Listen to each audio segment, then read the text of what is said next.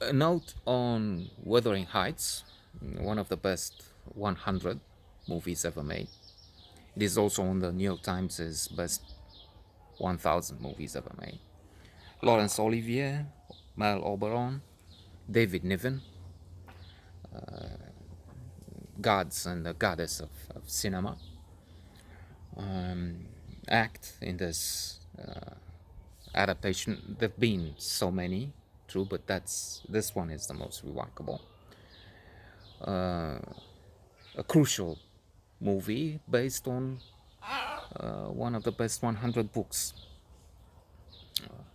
and miraculous, wonderful sisters.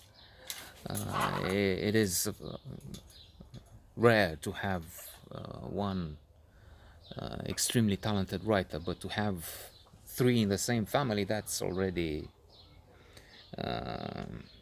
for the religious, would be the hand of God. For me, it's a miracle too, as a as an atheist.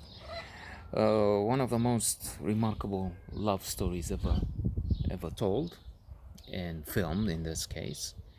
Heathcliff, the one who loves beyond death, exemplifying, I guess, what Thomas Mann wanted to say in one of his short stories.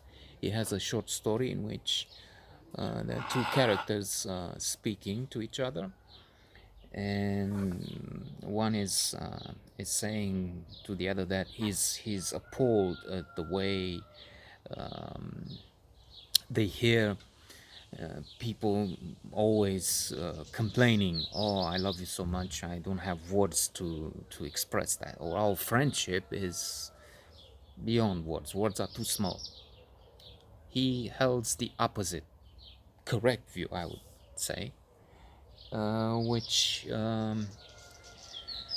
he explains. He says, well, love, friendship, these are words, powerful words, which mean a lot, and you find their correspondent only in books, literature, art, and I would add movies like Wuthering Heights, wherein Heathcliff really loves Catherine, Mel Oberon.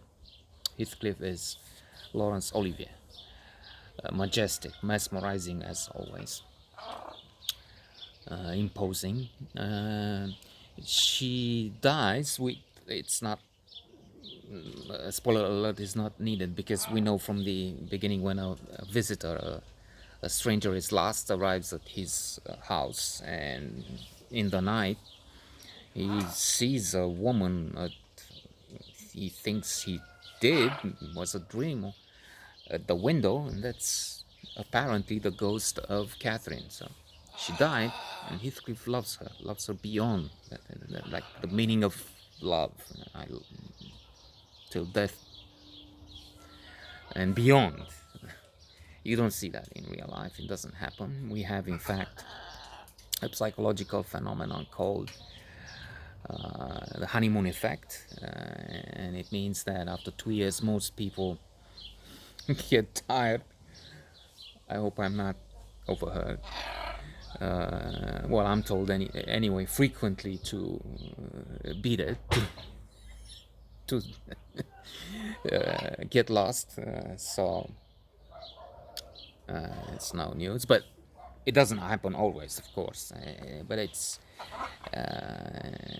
Tal Bajahar in his Harvard positive psychology lectures, which are available on YouTube. That's where I found them. Of course, I didn't have the chance to get there.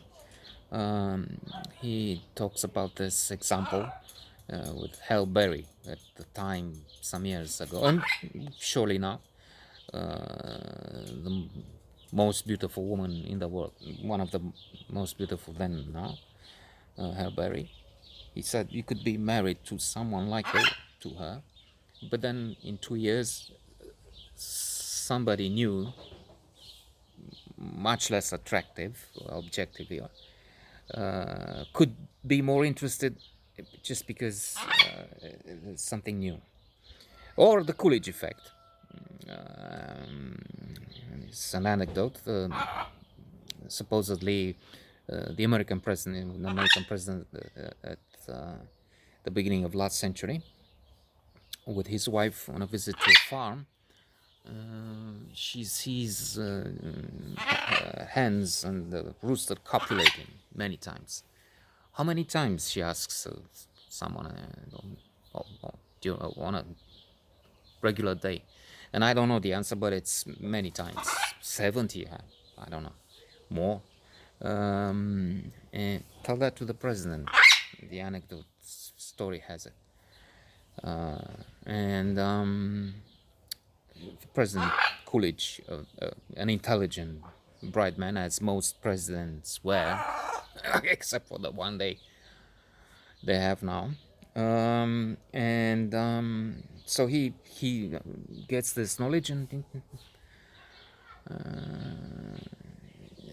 yeah. Is it always the rooster? Is always with the same hen?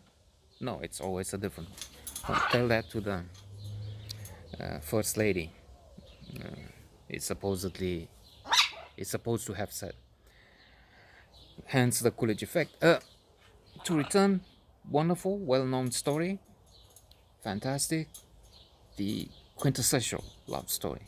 In that, as I said, Heathcliff loves her beyond her death, and wonderful acting, setting, production, everything, superb film.